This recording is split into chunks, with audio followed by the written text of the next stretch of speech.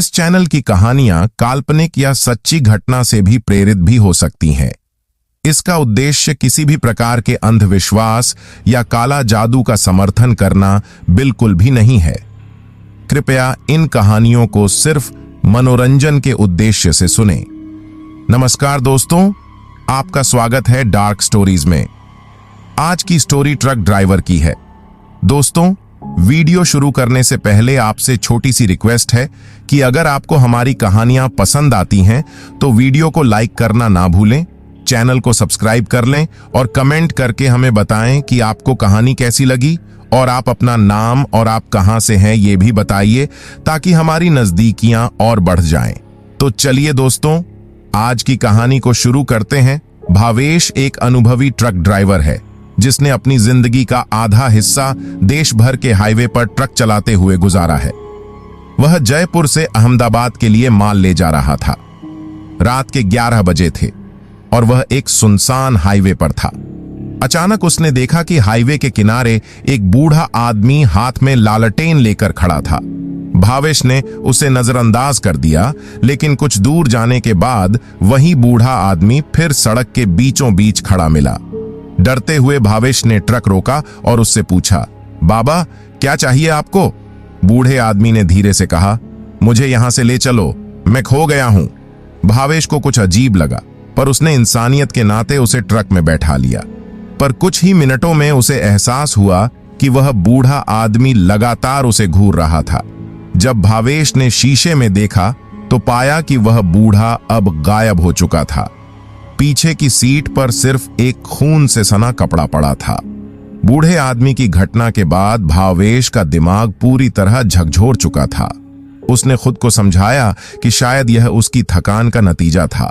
उसने अपने फोन पर एक गाना लगाया और खुद को जागे रहने की कोशिश करने लगा।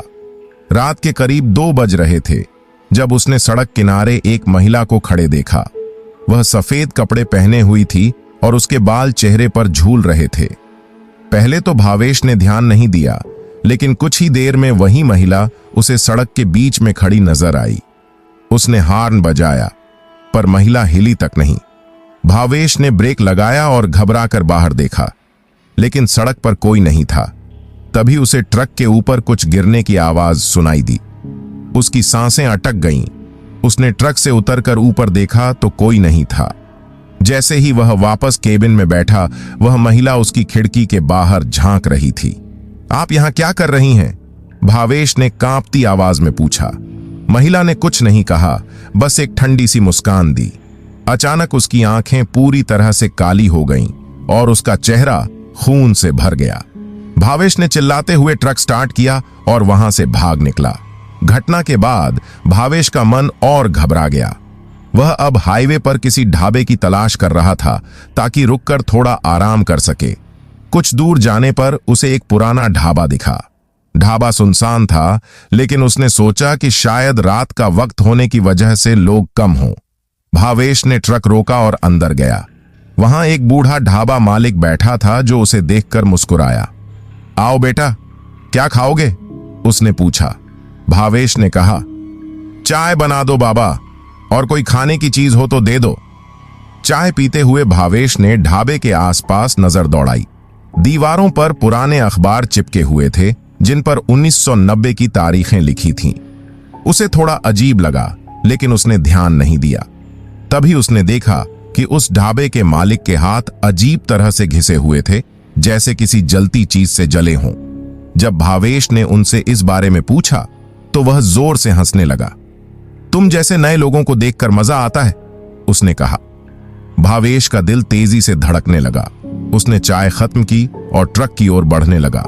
तभी ढाबा मालिक ने पीछे से कहा, वापस मत आना, अब रात को यह रास्ता तुझे कभी चैन से सोने नहीं देगा। भावेश ने तेजी से ट्रक स्टार्ट किया और हाईवे पर निकल पड़ा। उसकी आंखें नींद से भारी हो रही थीं, लेकिन डर के मारे वह रुकने की हिम्मत नहीं कर पा रहा था। थोड़ी दूर चलने के बाद उसे ऐसा महसूस हुआ कि ट्रक के केबिन में कोई बैठा है। पहले तो उसने ध्यान नहीं दिया, लेकिन जब उसे किसी के सांस लेने की आवाज सुनाई दी तो उसने शीशे में देखा। ट्रक की पीछे की सीट पर कोई आदमी बैठा हुआ था। वह धीरे धीरे मुस्कुरा रहा था। कौन हो तुम? भावेश ने चिल्लाकर पूछा। उस आदमी ने जवाब नहीं दिया। उसने केवल अपना सिर नीचे झुका लिया और धीरे धीरे गायब हो गया। तभी ट्रक की हेडलाइट बंद हो गई और इंजन भी रुक गया। भावेश की सांसें तेज हो गईं।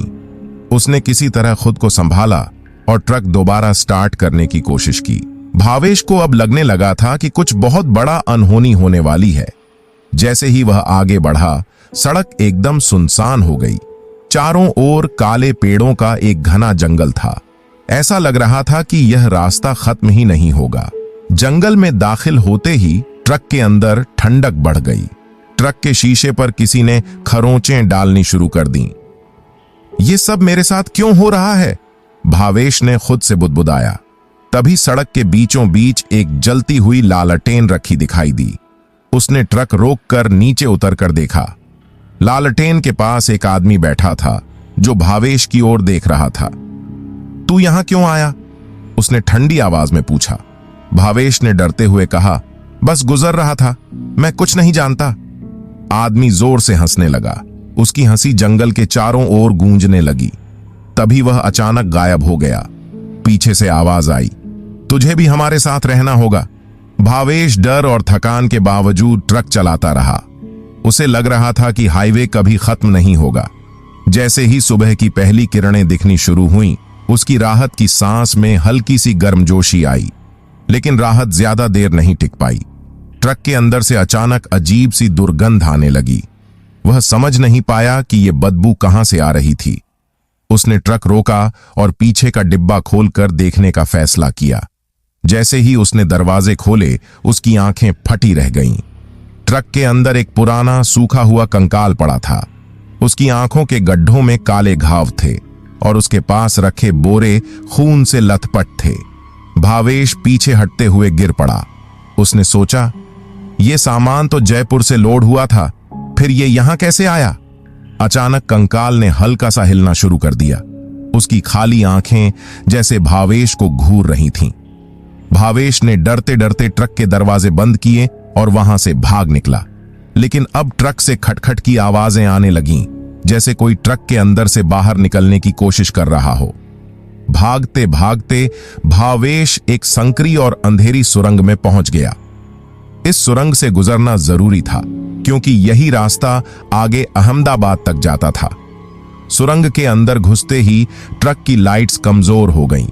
वहां सन्नाटा इतना गहरा था कि भावेश को अपनी ही सांसें तेज सुनाई देने लगीं।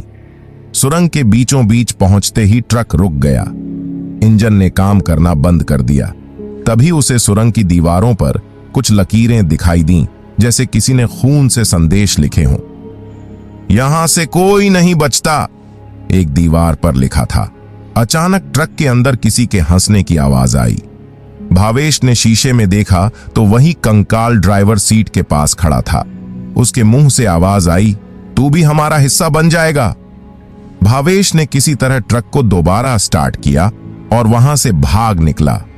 लेकिन उसे महसूस हो रहा था कि वह अब इस सुरंग से बाहर नहीं निकल पाएगा। सुरंग से बाहर निकलते ही ट्रक का इंजन पूरी तरह खराब हो गया। भावेश को सड़क किनारे एक पुरानी हवेली दिखाई दी।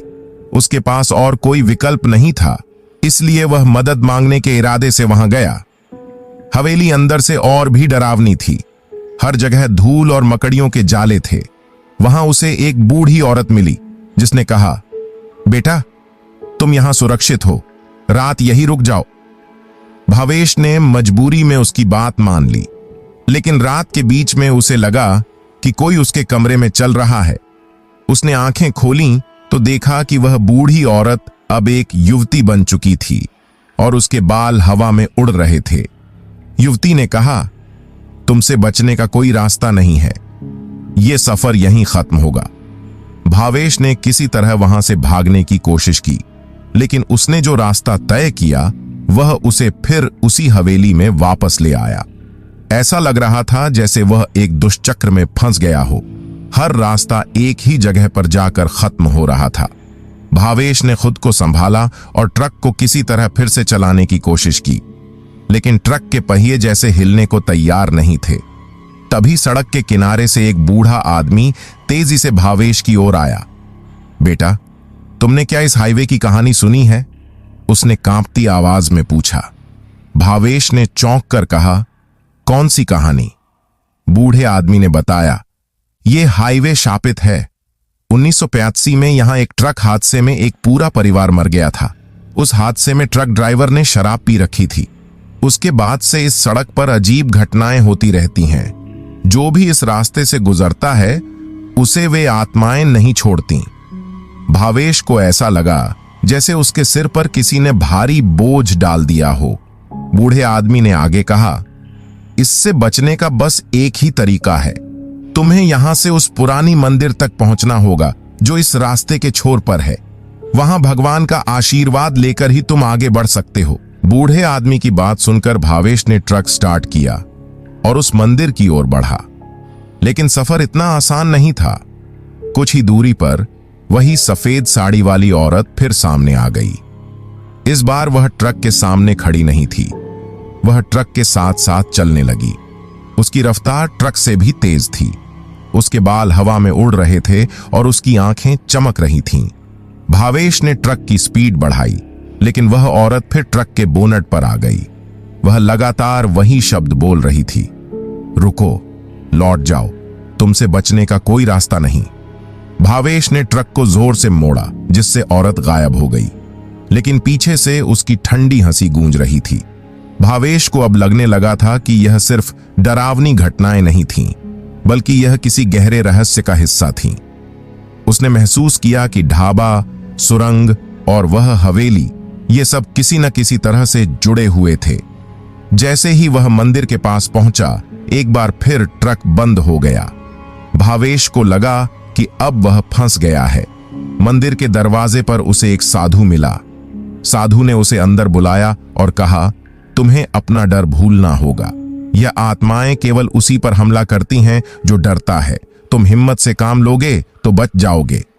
साधु ने उसे एक ताबीज दिया और कहा, इसे पहन कर जाओ, लेकिन ध्यान रखना, आत्माएं इसे छीनने की कोशिश करेंगी। भावेश ने ताबीज पहन लिया और ट्रक में बैठकर वहां से निकलने की कोशिश की। लेकिन इस बार ट्रक के अंदर सब कुछ बदल गया। ट्रक की सीटें खून से लथपथ हो गईं। शीशों के बाहर काली परछाइयां नाचने लगीं।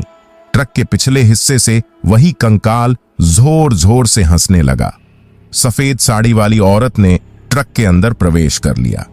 उसने भावेश से कहा, यह ताबीज तुम्हें बचा नहीं सकता। तुम्हें हमारी रूहों को मुक्ति देनी होगी, तभी तुम यहां से बच सकते हो। भावेश ने साहस जुटाकर पूछा, तुम्हें मुक्ति कैसे दे सकता हूं? औरत ने इशारा किया कि उसे ट्रक को पास की खाई में गिराना होगा। वह खाई उन आत्माओं का अंतिम विश्राम स्थल थी। भावेश के पास कोई चारा नहीं था। उसने ट्रक को खाई की ओर मोड़ा। जैसे ही ट्रक गिरा, भावेश ने आखिरी बार देखा कि सफेद साड़ी वाली औरत, ढाबे का मालिक, सुरंग का कंकाल और वह बूढ़ा आदमी, सभी की आत्माएं हवा में विलीन हो गईं। भावेश को एक गांव वालों ने खाई के पास बेहोश पाया। उसने सारी घटनाएं बताईं, लेकिन किसी ने उस पर यकीन नहीं किया।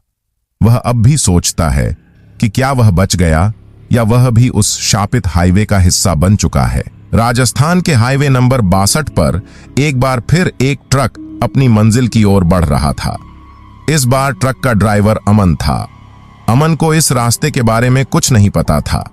वह नया ड्राइवर था और गुजरात से माल लेकर जयपुर जा रहा था। अमन ने अपने साथ काम करने वाले साथी से सुना था कि यह रास्ता शापित है, लेकिन उसने इसे महज एक कहानी समझा और अपने सफर पर निकल पड़ा। हालांकि जैसे ही वह उसी सुरंग के पास पहुंचा जिसे भावेश ने 1 साल पहले पार किया था, ट्रक के रेडियो से अजीब सी आवाजें आने लगीं। भावेश ने जो अधूरा छोड़ा वह तुम पूरा करोगे। अमन चौंक गया। उसने रेडियो बंद करने की कोशिश की, लेकिन रेडियो अपने आप चालू हो गया। तभी उसे शीशे में पीछे किसी के होने का आभास हुआ। उसने झांक कर देखा तो कोई नहीं था। सुरंग पार करने के बाद अमन ने सड़क किनारे एक ढाबा देखा। ढाबा वहीं था जहां भावेश रुका था, लेकिन अब वह ढाबा पूरी तरह जर्जर हो चुका था। अमन को अजीब लगा कि वहां कोई और ट्रक या गाड़ी नहीं दिख रही थी। ढाबे पर एक बूढ़ा आदमी बैठा था। काफी देर से यहां कोई नहीं रुका बेटा, क्या खाओगे? उसने अमन से पूछा। अमन ने हल्की हंसी में कहा, बस चाय दे दो बाबा। चाय पीते पीते अमन ने देखा कि बूढ़े आदमी की आंखें किसी गहरी खाई की तरह लग रही थीं। उसने डर को नजरअंदाज करने की कोशिश की और वापस ट्रक की ओर बढ़ा, लेकिन तभी बूढ़े आदमी ने कहा, भावेश बच तो गया था, पर तुम नहीं बचोगे। अमन रुक गया। उसने मुड़कर पूछा, भावेश कौन? बूढ़े आदमी ने कोई जवाब नहीं दिया। अमन ने डरते हुए ट्रक स्टार्ट किया और वहां से निकल पड़ा। रात के करीब 2 बजे थे। सड़क एकदम सुनसान थी। अचानक अमन ने ट्रक के हेडलाइट्स के सामने एक परछाई देखी। वह परछाई धीरे धीरे स्पष्ट होने लगी। सफेद साड़ी में एक औरत ट्रक के बीच में खड़ी थी। अमन ने हॉर्न बजाया, लेकिन औरत हिली तक नहीं।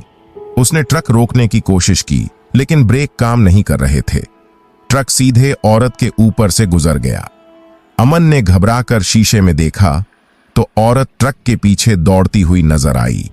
उसकी आंखें पूरी तरह काली थीं और मुंह से खून बह रहा था। अमन ने जोर से चिल्लाते हुए गाड़ी की स्पीड बढ़ा दी, लेकिन औरत अब ट्रक के बोनट पर थी। उसने खिड़की पर हाथ मारा और कहा, भावेश को भी हमने यही कहा था, अब तुम्हारी बारी है। अमन किसी तरह ट्रक को एक मंदिर के पास ले गया जो सड़क के किनारे दिखा। वह भागकर मंदिर के अंदर गया। वहां एक साधु बैठा हुआ था। तुम्हें इस रास्ते के बारे में पता था? साधु ने पूछा। नहीं, मुझे कुछ नहीं पता, लेकिन यह सब हो क्या रहा है? अमन ने घबराकर कहा। साधु ने बताया कि यह हाईवे अब भी उन आत्माओं के नियंत्रण में है। भावेश ने उन्हें मुक्त करने की कोशिश की थी, लेकिन उसका बलिदान अधूरा रह गया। अब वे आत्माएं किसी और को अपने जाल में फंसाने की कोशिश कर रही थीं। अगर तुमने उनकी इच्छा पूरी नहीं की तो वे तुम्हारी आत्मा को हमेशा के लिए इस हाईवे से बांध देंगी, साधु ने कहा। अमन ने साधु की मदद से एक ताबीज लिया और वापस ट्रक में बैठ गया। लेकिन जैसे ही वह ट्रक के पास पहुंचा, उसने देखा कि ट्रक के पीछे का दरवाजा खुला हुआ था। अंदर वही पुराना कंकाल पड़ा हुआ था जिसे भावेश ने देखा था। कंकाल ने धीरे धीरे अपनी आंखें खोलीं और हंसते हुए कहा, अब तुमसे बचने का कोई रास्ता नहीं है, तुम्हारा अंत यहीं होगा। अमन ने किसी तरह हिम्मत जुटाई और ट्रक को मंदिर की ओर मोड़ दिया, लेकिन ट्रक के अंदर अचानक अजीब सी आवाजें आने लगीं। ट्रक की खिड़कियां खुद ब खुद टूटने लगीं और हवा में ठंडक बढ़ गई। मंदिर के पास पहुंचते ही अमन ने ट्रक को रोक दिया, लेकिन ट्रक के अंदर की आत्माएं अब पूरी ताकत से बाहर निकलने लगीं। सफेद साड़ी वाली औरत, बूढ़ा आदमी और कंकाल बाहर आ गए। साधु ने अमन को बताया कि उन्हें शांत करने का एक ही तरीका है, इस हाईवे को तबाह करना होगा। जब तक यह रास्ता है, ये आत्माएं किसी न किसी को मारती रहेंगी। अमन ने ट्रक को मंदिर के पास रखे बड़े पहाड़ के खिलाफ धक्का देकर गिरा दिया। जैसे ही ट्रक खाई में गिरा, आत्माओं की चीखें हवा में गूंज उठीं। अमन बेहोश होकर गिर पड़ा। जब वह उठा तो उसने खुद को गांव वालों के बीच पाया। उसे यकीन था कि आत्माएं अब मुक्त हो चुकी हैं। लेकिन जैसे ही वह वापस अपने गांव जाने के लिए बस में बैठा, उसने खिड़की के बाहर सफेद साड़ी वाली औरत को मुस्कुराते हुए देखा। कहानी यहीं खत्म होती है, लेकिन हाईवे नंबर 62 पर हर साल कोई न कोई घटना अब भी होती है। लोग कहते हैं कि वहां आज भी उन आत्माओं की ठंडी हंसी सुनाई देती है। अगर आपको हमारी आज की कहानी पसंद आई हो तो डार्क स्टोरीज चैनल को सब्सक्राइब करना न भूलें। यहां आपको ऐसी ही डरावनी, रहस्यमयी और रोमांचक कहानियां सुनने को मिलेंगी। क्या आपके पास भी कोई ऐसी भयानक घटना या अनुभव है जो आप हमारे साथ शेयर करना चाहते हैं? हमें कमेंट्स में बताएं या हमारी ईमेल, इंस्टाग्राम पर भेजें। तो दोस्तों, फिर मिलते हैं अगली कहानी में। धन्यवाद।